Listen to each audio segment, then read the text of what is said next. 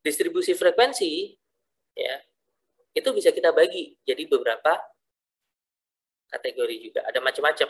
Ada distribusi biasa ya kayak yang tadi dicontohkan, ada distribusi frekuensi relatif, ada distribusi frekuensi kumulatif. Bedanya apa? Kalau relatif berarti kan kita bandingkan dengan sesuatu kan. Kita bandingkan dengan apa? Kita bandingkan dengan total keseluruhannya. Ya. Datanya ada 40. Ya. Frekuensinya kita tahu. Frekuensi relatifnya berapa? Ya kita bagi data kelas tersebut dengan 40 data total tadi. Itu relatif. Distribusi frekuensi kumulatif. Kumulatif itu apa? Kumulatif itu artinya penjumlahan. Ya, kita menjumlahkan frekuensi kelas tersebut dengan kelas-kelas sebelumnya atau frekuensi kelas tersebut dengan kelas-kelas sesudahnya. Ya, itu distribusi frekuensi kumulatif. Kadang-kadang kita sebut sebagai OGIF juga ya kalau kurva kumulatifnya. Nah, distribusi frekuensi biasa itu cuma berisi jumlah frekuensinya aja ya dari tiap kelompok data atau kelasnya. Datanya bisa berupa numerik ya atau berupa kategori. Ini kelasnya bisa berupa numerik ya, angka-angka atau kategori. Distribusi frekuensi numerik itu apa? Distribusi frekuensi yang pembagian kelasnya berdasarkan angka tadi. Umur, rentang sekian sampai sekian, tinggi badan, berat badan. Itu kita bisa bagi seperti itu. Atau distribusi frekuensi kategorial. Ya. Kelasnya kita bagi berdasarkan data tertentu. Ya, contoh, merek laptop, ya, golongan darah, pekerjaan, itu bisa kita hitung frekuensi masing-masingnya. Kalau frekuensi relatif, itu distribusi frekuensi yang nilainya adalah hasil bagi antara frekuensi kelas dengan jumlah pengamatan totalnya.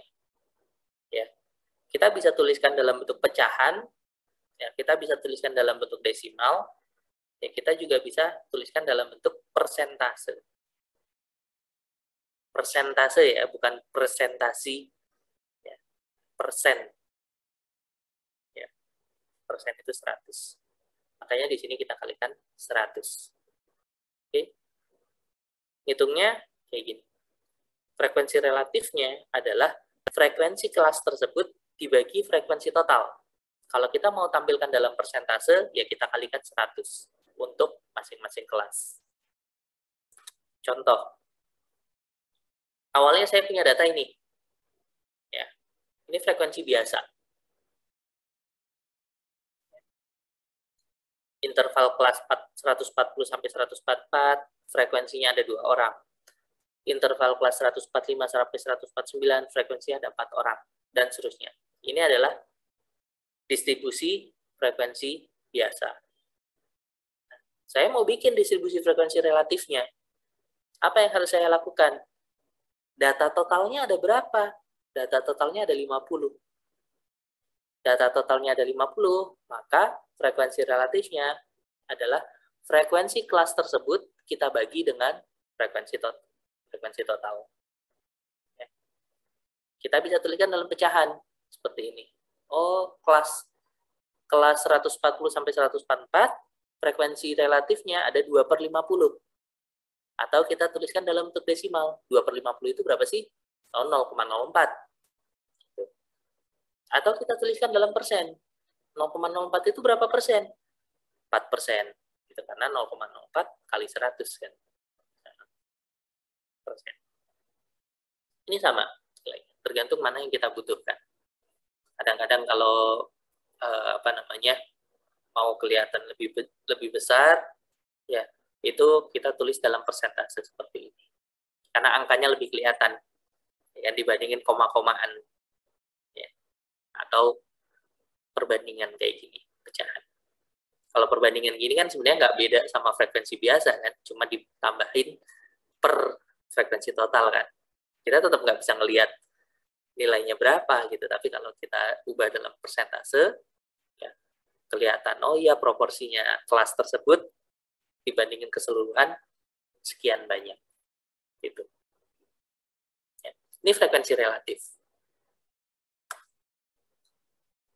Kalau distribusi frekuensi kumulatif, gimana? Kumulatif itu frekuensi yang dijumlahkan. Ya. Grafiknya atau kurvanya kita sebut sebagai ogive. Nah, distribusi frekuensi kumulatif bisa kita bagi dua, yaitu distribusi frekuensi kumulatif yang kurang dari, ya, atau kita sebut positif, ya, distribusi frekuensi kumulatif positif, ya. Yang satu lagi adalah distribusi frekuensi kumulatif lebih dari, negatif, ya. Kok lebih dari malah negatif, kurang dari malah positif, Pak? Nanti akan kelihatan waktu kita gambar, ya.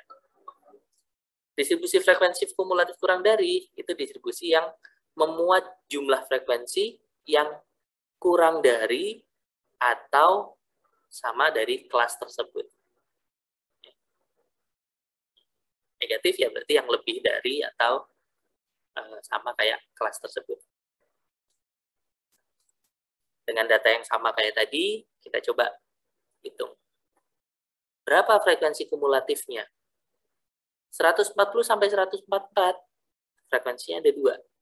Frekuensi kumulatif positif, ya, yang kurang dari berapa? 2.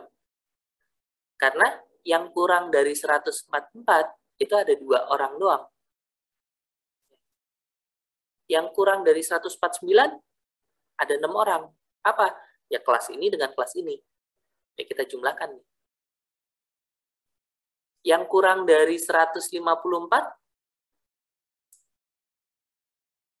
ada 16 orang. Ya. 2 kelas yang di sini, 4 kelas yang di sini, 10 yang di sini. Ya, makanya ada 16. Ini positif. Nah, kurang dari itu positif karena ini dia naik terus. Ya kan, kumulatifnya itu nambah terus. Makanya positif. Kalau yang negatif, itu kan tadi yang lebih dari batas kelas tertentu kan. Nah, berarti untuk kelas yang pertama, lebih dari 140 ada berapa? Ya semua, karena batas bawahnya 140. Ya kan? Ada 50.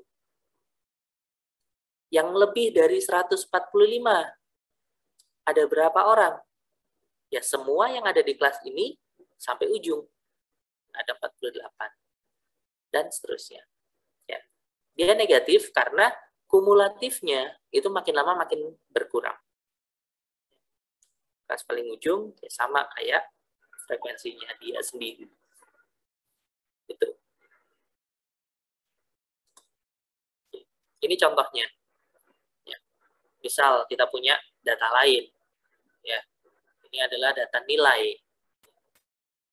Di sini kelasnya kelas data tunggal, ya. Karena mungkin cuma ada 10 soal doang nih. Ada 10 soal yang nilainya akan bulat 50, 60, 70, 80, 90 kayak gitu ya. Nah, dari 100 orang yang ngikut ujiannya itu ternyata distribusi nilainya seperti ini. Yang dapat 50 cuma 13 orang, yang dapat 60 ada 17 orang dan seterusnya. Kalau kita gambarkan dalam bentuk poligon ya, atau histogram boleh nanti teman-teman coba, itu distribusinya seperti ini. Ya. Mirip kayak distribusi normal ya. Di tengah-tengah banyak, ke kanan dan ke kiri makin sedikit. Gitu. Ini adalah poligon. Ya. Distribusi frekuensinya dari masing-masing kelas itu ditunjukkan di sini. Gitu. Terus kalau kita mau nunjukin distribusi frekuensi relatif gimana? Bentuknya akan sama kayak gini, cuma nilainya di sini yang nanti akan berbeda. Dalam bentuk persentase jadinya. Atau dalam bentuk nilai antara 0 sampai 1. Ya, tapi kurvanya akan sama. Kalau kumulatif, nah kumulatif ini yang berbeda. Kenapa? Karena dia akan menjumlahkan antara kelas tersebut dengan kelas sesudahnya, atau kelas tersebut dengan kelas sebelumnya. Yang lebih dari atau yang kurang dari. Ya. Maka ini hasilnya. Yang lebih dari warna kuning ya. Nah, berapa orang yang lebih dari 50? Oh, ada 100 orang. Ya, karena semua dapat nilai 50 atau lebih kan. Yang lebih dari 60? Ya, semua kecuali yang dapat nilai 50. Makin lama makin berkurang. Ini lebih dari ya, kurva O'Keefe yang negatif. Atau sebaliknya, yang sering dipakai yang positif. Ya, karena kelihatannya juga bagus kan, ada peningkatan terus nih. Tuh. Yang warna abu-abu. Yang lebih dari 50 berapa orang? Ada sekian. Ada berapa tadi? 13 ya. Ada 13 orang. Yang lebih dari 60? Ada? Oh, sorry, lebih dari, kurang dari. Yang kurang dari 60? Berarti kan yang dapat 50 sama yang dapat 60 kan? 13 tambah 17. Ada 30 orang. Yang kurang dari 70, ada 63 orang, dan seterusnya. Karena paling ujung di sini, semua data akan include 100 orang. Kayak gitu. Ini O'Keefe. Ya. Baik yang dia lebih dari, maupun yang kurang dari. Yang negatif, maupun yang positif. Oke. Sampai sini, nanti kalau misalnya ada yang mau ditanyakan, silakan ditanyakan lewat kolom komentar atau lewat grup Telegram. Ya. Terima kasih. Assalamualaikum warahmatullahi wabarakatuh.